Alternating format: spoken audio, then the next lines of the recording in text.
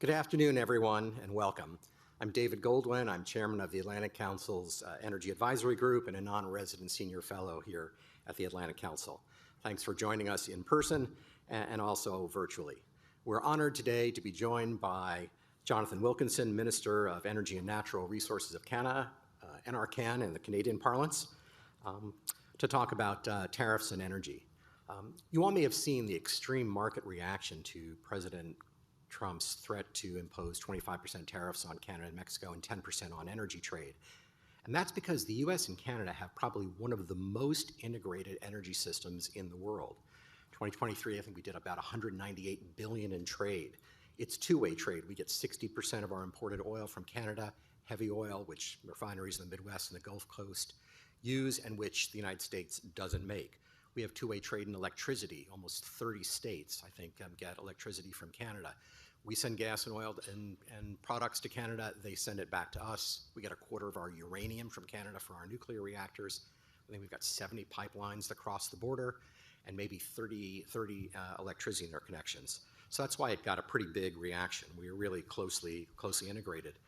And the electricity grid is also really important. We get most of our major components, such as transformers and switchgear, from Canada, as well as critical minerals. So that's why we had a big reaction, and we're really, really fortunate to have Minister Wilkinson here to talk to us about what happens next. As you saw in the news, there's a 30-day pause, at least 30 days, until tariffs are reimposed, when conversations will take place between our countries. So the timing couldn't be better, and we're going to hear from the minister. We're going to have a little conversation about some of the issues and go from there. We couldn't have a better or more qualified person. Minister Wilkinson knows of what he speaks when it comes to energy.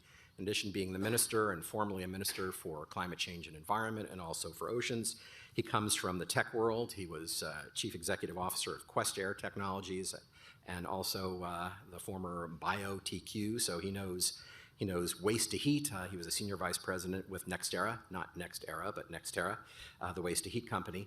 And he's a pretty smart guy, too. He's a Rhodes Scholar. So he knows this field well, and he's going to be one of the point people for talking to the U.S. government about energy. So Minister Wilkinson, please join us here on the stage, and let's go from here.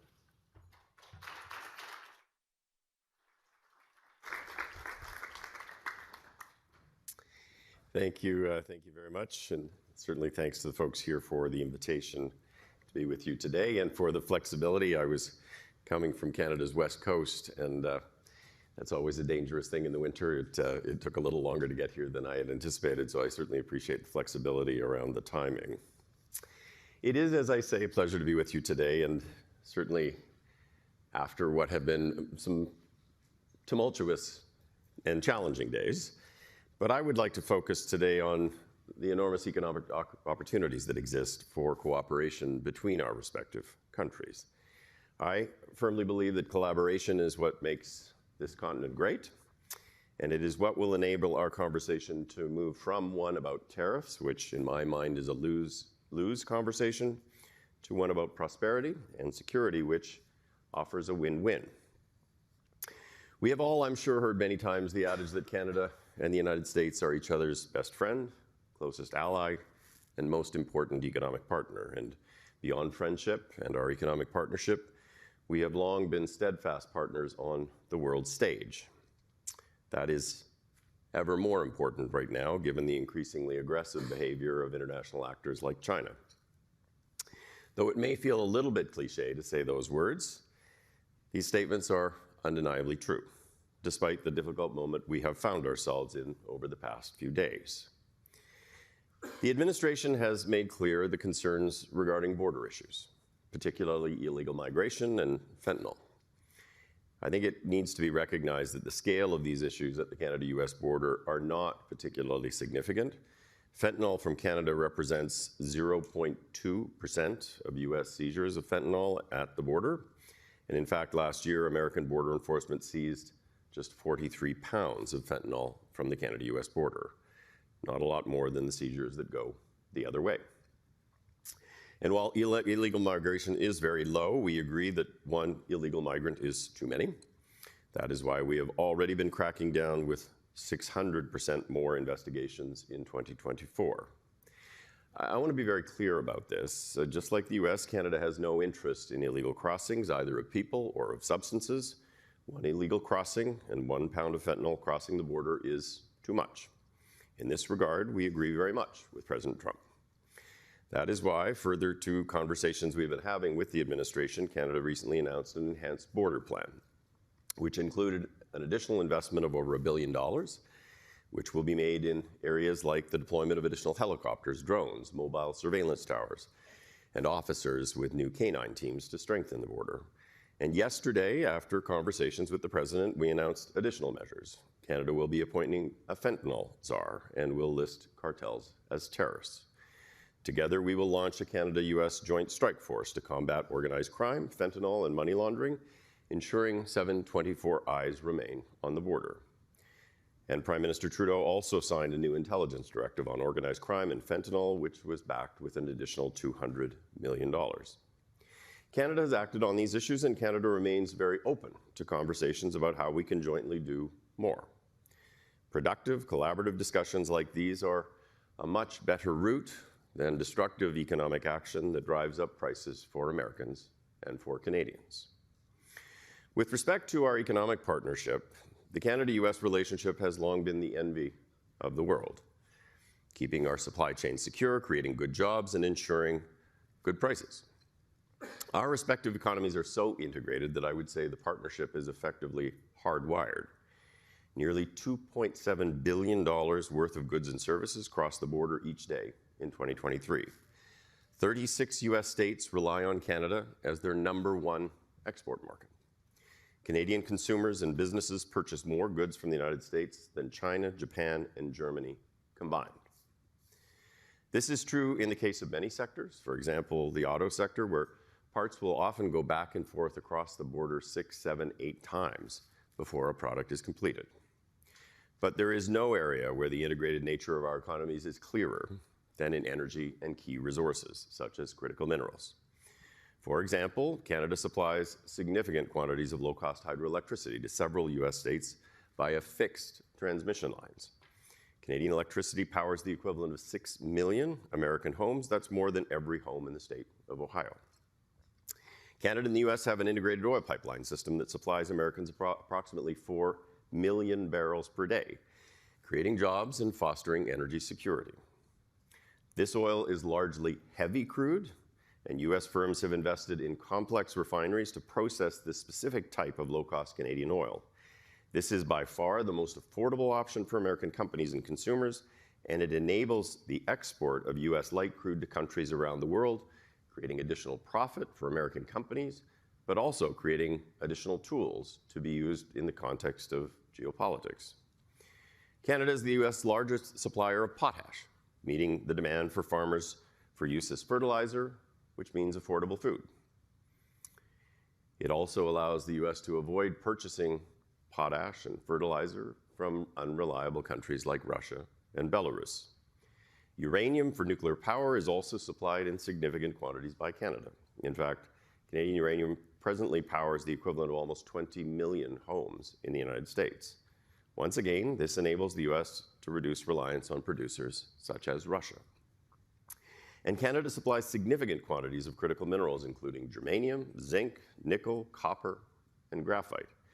These are the building blocks of a range of American economic sectors, including defense.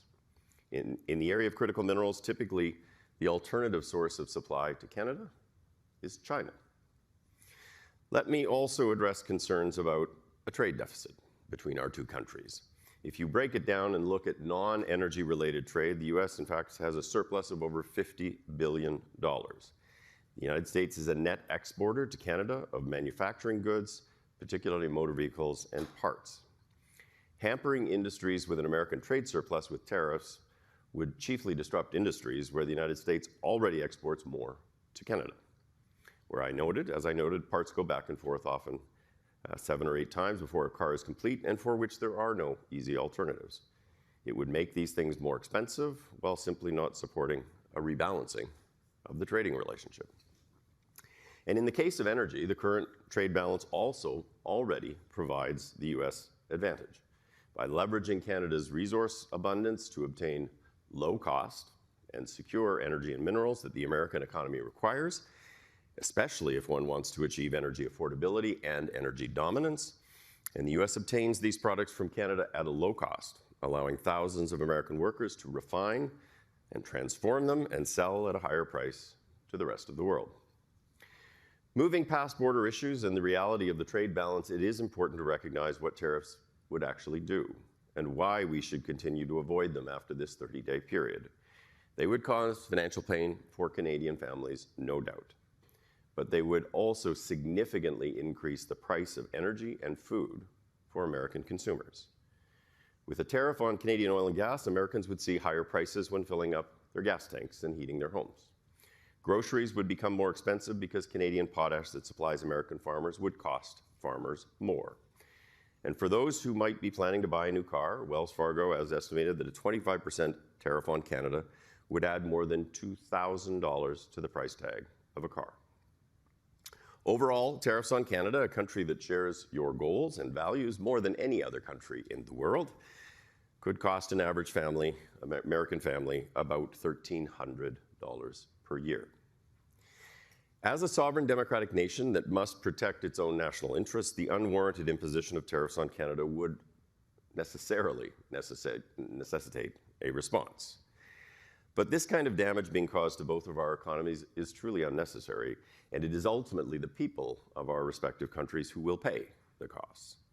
That is why our focus is to move beyond this conversation to one about collaboration on the border, on the scourge of illegal drugs, on our economy, and certainly on energy and critical minerals. Which brings me to my pitch to you today. Rather than going down a path that will inevitably be lose-lose, I am suggesting something entirely different. I am suggesting that we should instead build upon current success by developing a US-Canada alliance in energy and minerals.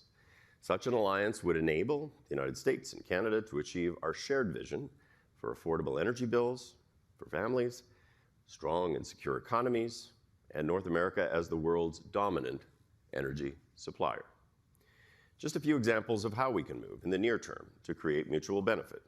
In the areas of critical minerals needed for energy, defense, and aerospace applications, there is, for example, an opportunity to jointly invest in a project that would enable greater germanium supply, which can displace germanium the United States has been purchasing from China, which China has recently cut off. We can collaborate on rare earth processing and the augmentation of rare earth supply, once again reducing exposure to and dependence on China. Many will not know that the one large rare earth mine that exists in the United States sends 100% of its product to China presently for processing, because the processing technology does not exist here. With regard to uranium, there is an opportunity to work together to build a complete North American nuclear fuel cycle, which would mean relying less on Russia and enhancing continental security. That is something that will be critically important for the ultimate deployment of small modular reactors.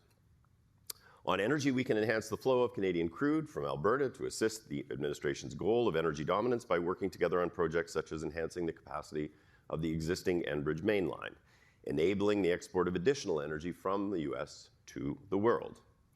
There is much opportunity here that can benefit both countries. However, none of this will be possible if we get into this destructive tit for tat. Both countries have a strong interest in the same goals and outcomes, and there is indeed enormous potential if we work together to collectively onshore production and manufacturing and ensure that access to critical energy and materials exists within our collective borders. So we cannot be held hostage by unreliable countries and actors that do not share our values, in particular China. Rather than looking to erect barriers that will impede trade flows, increase costs for citizens on both sides of the border, and make both countries less secure, let us engage a more positive conversation, a conversation that is focused on seizing enormous economic opportunities and creating additional shared value while enhancing our security, or in other words, form a true energy and minerals alliance. I and my government are keen to engage these positive and productive conversations to ensure that we can build together a continent that will be more prosperous, more secure, moving forward. So thank you for the invitation to speak to you today, and I look forward to the discussion to come.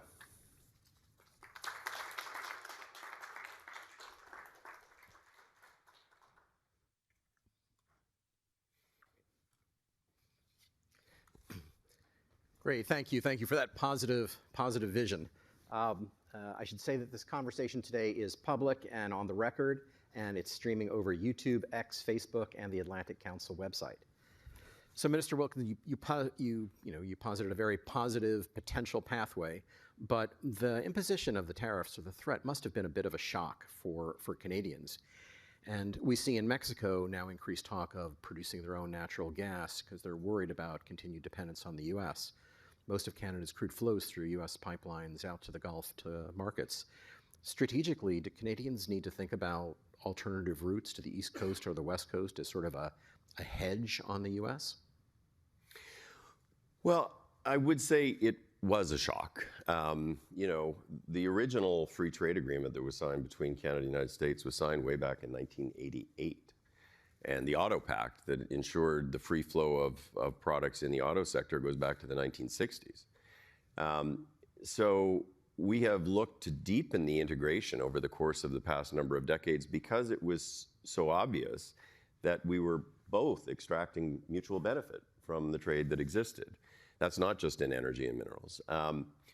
And so when all of a sudden Canada is treated more like an adversary than a partner, it did shake every Canadian.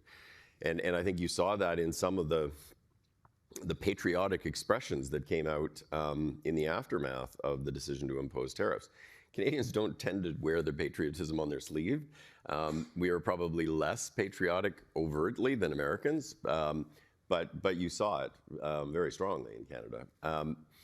I think we need to hopefully walk back from the brink and find pathways through which we can actually work together. But I do think in Canada, this has caused some reflection on whether perhaps in some areas we are too dependent on infrastructure in particular that flows only through the United States. We have some things that have been developed over the last number of years, including liquid natural gas facilities on the West Coast that will give us the ability to take some of the gas to Asia. But certainly in the areas like oil, we flow almost all of it this way. Let's talk about unpack this, the positive agenda a little bit. For President Trump, critical minerals seem to be important. There's talk about Ukraine exploring critical minerals there as a condition for security support, and this Greenland talk seems to be a little bit about access to Greenland's critical minerals. So, what's the way that the U.S. and Canada can cooperate in this area, either in production? You mentioned 2 projects earlier, but is there more there? And are you going to use the next 30 days to have this conversation with U.S. officials? Yeah, I mean, I think there's a lot of things that we can do together. Some of them relate to specific projects, and some of them are a bit more general. One of the challenges with some of the critical minerals has been because of the concentration that exists in Chinese hands, whether it's in China or it's in a number of countries like Congo and elsewhere. China has been able to, at times, manipulate the market. So whenever you are looking to start a project that requires hundreds of millions of dollars, all of a sudden the price goes down significantly, and the business case actually falls away.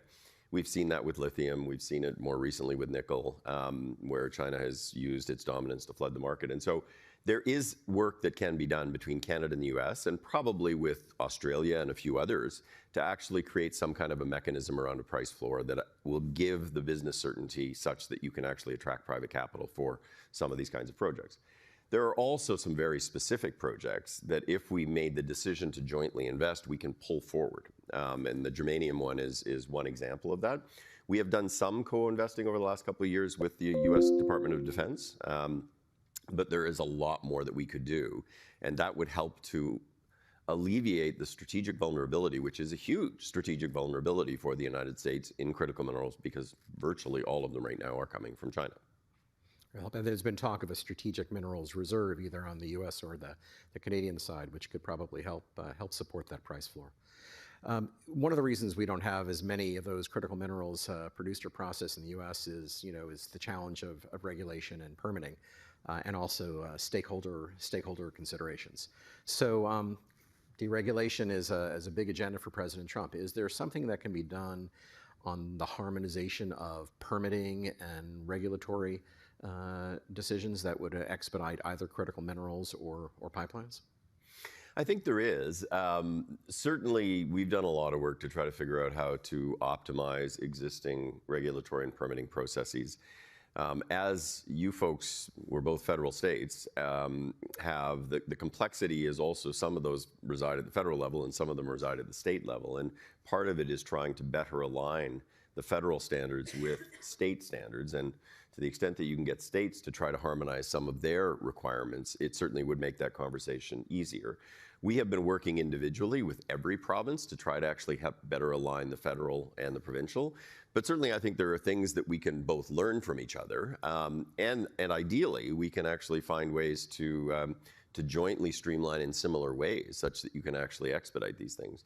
But I mean, clearly, it's a challenge on both sides of the border. It takes a long time to get mines permitted in Canada. It needs to be much shorter than it is, and we are focused on that. In the United States, and I say this with great respect, but it's even harder to get a mine permitted in the United States than it is in Canada. But we have been talking a lot, not just to you folks, but also to the Australians and the Chileans and others who are also thinking exactly about these issues. So. North American energy cooperation used to be a staple. We sort of invented this. You all were going to host the North American Leaders Summit last year, and that got postponed. And I think these tariffs have thrown the viability of that concept into a little bit into question. Mexico, I think, is concerned as well. But there would seem to be a lot of areas that we could cooperate on if we were to revive that process. Nuclear is an area of commonality, electricity regional planning, because we trade so much across the border. Do you think North America as a concept exists? And can you talk a little bit about what you think a positive agenda for a trilateral discussion might be? Well, I do. I mean, I think a lot of the elements of it already exist, but there certainly are areas where I think we could push the collaboration for outcomes that would actually be beneficial for both of us, and in some cases with Mexico as well. Nuclear is a great example. The first small modular reactor, it's a large one, it's 300 megawatts, will be running at an Ontario site adjacent to a very large-scale nuclear reactor in 2027, 2028. It's a GE Hitachi design. It's an American-Japanese collaboration that actually produced the technology. Eventually, as we build out more of these small modular reactors, and everybody's seen, a lot of the tech firms now getting into this game of this is how they're going to generate their own electricity. You're going to need enriched fuel. You need uranium from Canada. You need the conversion of that, but you actually need the enrichment. And the United States has enrichment, Canada doesn't have enrichment and doesn't really want to do enrichment because of non-proliferation kinds of issues. But there's a perfect marriage that we could actually work on together to ensure that we actually can enable the development and the deployment of these technologies as expeditiously as possible. And Mexico, we saw the handshake, between the Mexican president and Prime Minister Trudeau. So is there, how do we bring Mexico into that discussion? Well, I mean, look, Mexico is blessed with the similar resources to what the United States and Canada have, right? Lots of oil. They do have an ability to go after the gas. They have deployed renewables on a relatively large-scale basis. There have been some issues there in terms of Canadian companies and American companies investing and how that was treated, but I think there's lots of learnings, and even on the regulatory and permitting side, there's lots of learnings about what it is that different groups are doing that can actually enable you to go faster.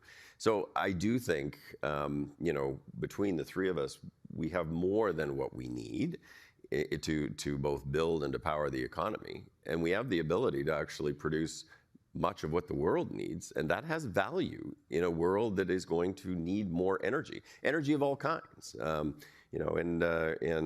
think whether you call it energy dominance or you call it something else, there is an opportunity to use that in a constructive way in a world where some actors like Russia have been using it in a less than constructive way. Very helpful. I know you're not the trade minister, but we've got the conversations on USMCA or whichever national acronym people want to use, coming up. So there will be a conversation.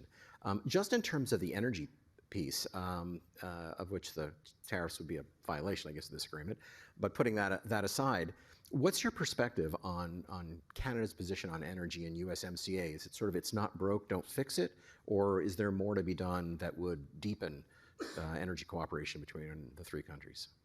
Yeah, I mean, I do think that there's more that can be done. It needs to be part of an overall agreement around that the tariffs aren't coming back, right? At the end of the day, we need to actually have a pathway that allows us to deepen the collaboration if we agree that that's a good thing, without thinking 6 months from now we're back into the same conversation that we were in the last few days. But I do, some of the projects that I talked about there are things that would actually help to deepen the collaboration. Like, why does the United States purchase so much uranium and potash from Russia? You don't need to. If we actually work together, you can be completely secure. Why is so many critical minerals being purchased from China? You don't need to. If we work together and we actually pull forward some of these projects. The same thing is true, as I said, with oil and gas. So I do think that there's lots that we can do, starting with some very specific projects, but looking more generally down the road, creating joint tools that can allow us to actually make joint investments. I do think that there is a real scope for those kinds of conversations, but it starts with us agreeing that collaboration and deepening that relationship is the right way to go. Let me ask you a question about Liberal Party politics, if I can. You all are facing an interesting political season in Canada. Yep. You've got two candidates now up for consideration, Chrystia Freeland and Mark Carney, who are well known around the world. And they've both talked about pulling back the carbon tax on consumers, leaving the carbon tax on the industrial sector in place. Can you just paint us, what's the future of sort of energy and climate policy for the Liberal Party going forward? Well, you're asking somebody who got into politics because of climate change, and I had the great privilege of serving as Canada's Environment and Climate Change Minister for 3 or 4 years, and brought into place the first climate plan Canada's ever had that showed how we would not only beat a target, but we would raise the target because we would exceed that. So I am committed to the fight against climate change. It's a science issue. It shouldn't be a partisan issue. It is a science issue. But we need to do that in a manner that is thoughtful, that addresses concerns, legitimate concerns people have about affordability, and does so in a manner that actually ideally enhances our own energy security. This government, whether it's Mr. Carney or Ms. Freeland, who ultimately lead the Liberal Party and become the next Prime Minister of Canada, are committed to the fight against climate change, but they want to do so in a manner that actually also is going to help us to build a strong and prosperous economy. I don't think you're going to see a lot of fundamental changes. The consumer carbon price, I mean, 80% of the value of carbon pricing comes from the industrial price, where you're actually going after the large emitters. 20% comes from the consumer carbon price. I'm still a believer in the consumer carbon price in the sense that it is the most economically efficient way to actually reduce emissions that incents innovation. And 99.9% of economists will tell you the same thing. It's a market mechanism. But it became very divisive in Canada, especially regionally. And both of the candidates have made the decision that they will remove the consumer part of the carbon price, not the industrial price. And the other thing that they have been very clear on is that they will find the megatons that would have been found through the consumer price in a different way. They are not abandoning the fight on climate change. That's great, thank you. Well, unfortunately, our time today has come to a close. Thank you, Minister Wilkinson, for your candor and for painting this positive vision of U.S.-Canadian energy, the energy relationship. As a reminder, a recording of the event will be available on the Atlantic Council website and on our YouTube page, and we hope you'll join us for future events. Thank you. Thank you. Great.